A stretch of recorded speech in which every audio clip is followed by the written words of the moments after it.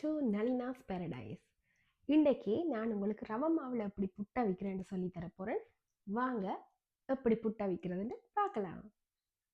இன்றைக்கு நாங்கள் ரவை மாவில் எப்படி புட்டை வைக்கிறேன்னு பார்ப்போம். எல்லாம் கோதுமை மா, அரிசி மா அப்படி புட்டுகள் தானே அவிக்கிறது. இது ரவை மா. இந்த ரவை மாவை நாங்கள் முதல் அவிச்சு எடுக்க வேணும், ஸ்டீம் பண்ணி எடுக்க வேணும் 10 நிமிஷம். இது 300 கிராம் இருக்குது. அதாவது இந்த டம்ளரில் 1.5 கப் எடுத்துருக்கிறேன். 2 பேருக்கு தாராளமாக காணும். நீங்கள் இதை முதல் அவிச்சு எடுத்துக்கொண்டு வருவோம். நாங்கள் அதோட தேங்காய் பூ கொஞ்சம், உப்பு கொஞ்சம், நல்லா கொதிக்கிற தண்ணியும் வேணும். நாங்கள் இதை செய்ய தொடங்குவோம். இப்போ நாங்கள் இந்த ரவை மாவை 10 நிமிஷம் அவிச்சு எடுத்துக்கொண்டு வருவோம். இப்போ நாங்கள் ரவை மாவை 10 நிமிஷம் அவிச்சு எடுப்போம்.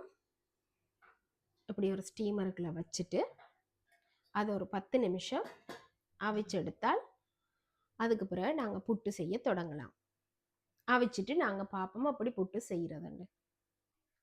இப்போ நாங்கள் மாவை அவிச்சு கொண்டு வந்தாச்சு. இனி நாங்கள் இதுக்கு தண்ணி விட்டு, புட்டுக்கு தண்ணி விட்டு கிளறுற மாதிரி நாங்கள் கிளறி அதுக்கு பிறகு புட்டை குழைப்போம். இதுக்குள்ள உப்பும் போடணும். உப்பையும் போட்டு நாங்கள் சுடு தண்ணி, நல்லா கொதிக்கிற தண்ணி, நல்லா கொதிக்கணும். தண்ணி நல்லா கொதிக்கணும். அந்த தண்ணியை விட்டு விட்டு குழைச்சி பக்குவமாக கொஞ்சம் கொஞ்சமாக விட்டு குழைச்சி நாங்கள் புட்டுக்கு மா குழைப்போம். இப்போ நாங்கள் இதுக்குள்ள ஒரு 1/2 தேக்கரண்டி உப்பும் போட்டு, 1/2 தேக்கரண்டி உப்பு, 1/2 தேக்கரண்டி காணும். அதுக்கு என்னென்னா 300 கிராம் தானே காணும். அப்போ 1/2 தேக்கரண்டி உப்பும் போட்டு அதை இப்படி இந்த அகப்பையால், நாங்கள் அகப்பைன்னு சொல்கிறது இது மரக்கரண்டி, இந்த மரக்கரண்டியின் பின்பக்கத்தால் இப்படி எல்லாம் குழைச்சி விட்டுட்டு, நீங்கள் கவனம் ஏனண்டா சுடுதண்ணி ஊற்றிட்டு கையை வச்சிடாதீங்க. மெதுவாக கொஞ்சம் கொஞ்சமாக தண்ணியை விட்டு விட்டு விட்டு விட்டு விட்டு விட்டு அந்த பக்குவத்துக்கு கொண்டு வாங்க. புட்டை வைக்கிறது உங்களுக்கு தெரியும், எல்லாருக்கும் தெரியும் புட்டை வைக்கிறது அப்படின்னு. நீங்கள் மெதுவாக இப்படி கிளற அது நல்லா அப்படி புட்டை எப்படி அவிப்போமோ அப்படி அவிக்கிறது. அப்படி கிளறிட்டு உப்பும் போட்டு இப்படி கிளற வேணும். கிளறிட்டு அதுக்கு பிறகு நாங்கள் ஒரு டம்ளரால் என்னென்னு கொத்தி எடுக்கிறேன்னு காட்டுறேன். நான் உங்களுக்கு புட்டு கொத்தியோ என்னென்னு எடுக்கிறேன்னு காட்டுறேன். இப்போ பாருங்கள், இந்த பக்குவத்தில் இங்கே பாருங்கள் மா எப்படி இருக்குன்னு பாருங்கள். இங்கே பாருங்கள் இப்படி இருக்கணுமா, இங்கே இப்படி அந்த நிறைய தண்ணியை ஊற்றி குழைச்சி விட்டுறாதீங்க.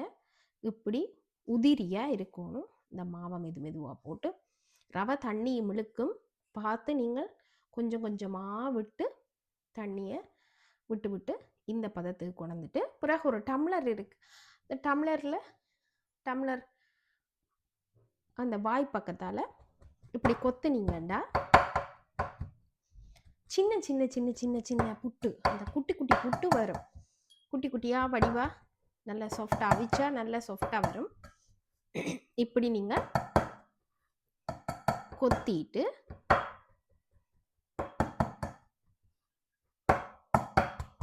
இப்படி ஒரு சைடாக பிடிச்சி கொத்துனீங்கன்னா நல்லா சின்னதாக உங்களுக்கு வரும். இப்படி நேராக பிடிச்சி கொத்தாதீங்க, இப்படி சைடாக பிடிச்சி இப்படி கொத்திட்டு அதுக்கு பிறகு தேங்காய் பூ போட்டு அவிக்கலாம். நான் அவிச்ச பிறகுதான் தேங்காய் பூவை போடுவேன். இப்போ இப்படி கொத்திட்டு நாங்கள் அவிப்போம், புட்டை அவிப்போம். இப்படி வடிவா சின்ன சின்ன புட்டா வரும், சின்ன குட்டி குட்டி நல்லா சாஃப்டாக வரும். இப்படி நீங்களும் கொத்திட்டு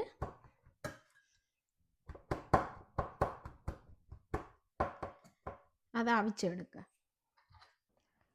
இப்போ பாருங்க, இந்த புட்டு கொத்தியாச்சு.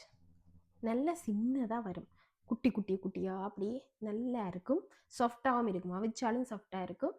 இதை நாங்கள் இப்போ அவிச்சு எடுப்போம். புட்டு கொத்தியாச்சு, இனி நாங்கள் அவிச்சு எடுப்போம். சில பேர் புட்டுக்கு அவிக்கும் போதே தேங்காய் பூவை போட்டு அவிப்பாங்க. நான் அவிச்ச பிறகுதான் தேங்காய் பூ போடுறது. அப்போ இதை அவிச்சு எடுத்துக்கொண்டு நாங்கள் வருவோம். இப்போ நாங்கள் நல்லா தண்ணி கொதிச்ச பிறகு அதில் நான் ஒரு துணியை விரித்து தான் எப்பயுமே அவிக்கிறது. ஏன்னா அந்த ஹோல்ஸ் பெருசு, அந்த துளைகள் பெருசுன்றபடியாக நான் என்ன செய்யறது, ஒரு துணியை விரிச்சிட்டு புட்டை இதில் போட்டுட்டு அப்படி அவிக்கிறது. இப்படி புட்டை போட்டுட்டு நாங்கள் அதை ஸ்டீம் பண்ணி எடுப்போம், அவிச்சு எடுப்போம். ஒரு 5 நிமிஷம் காணும். 5 நிமிஷத்தில் புட்டு ரெடி ஆகிடும்.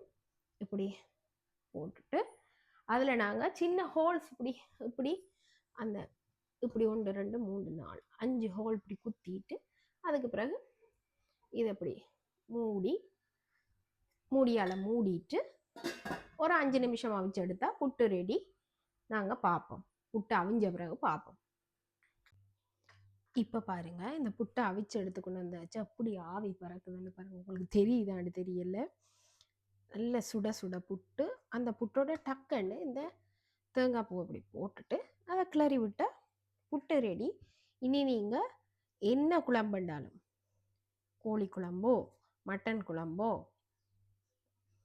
இல்லாட்டி மீன் குழம்போ ஒரு முட்டை பொரியலோ ஏதோடையாவது நீங்கள் சாப்பிடலாம், வடிவாக சாப்பிடலாம். நீங்கள் பாருங்கள் என்ன எவ்வளோ சாஃப்டாக வந்திருக்கு. நீங்கள் பாருங்கள் இந்த புட்டை, நீங்கள் பாருங்கள் இந்த புட்டை பாருங்கள் இப்படி இருக்கு. நீங்கள் பாருங்கள் இப்படி இருக்குன்னு பாருங்கள். அப்படியே புழு புழுன்னு ஒரு என்ன சொல்கிறது, மல்லிகைப்பூ மாதிரி இருக்குது புட்டு. நீங்கள் நீங்களும் இந்த மெத்தடை செய்து பாருங்கள். எல்லாரும் கோதுமை மா புட்டு, அரிசி மா புட்டு எல்லாம் செய்கிறது. நீங்கள் இந்த ரவையிலையும் செய்து பாருங்கள். செய்து பார்த்துட்டு எனக்கு கமெண்டில் சொல்லுங்கள் எப்படி வந்துச்சுது அப்படின்னு.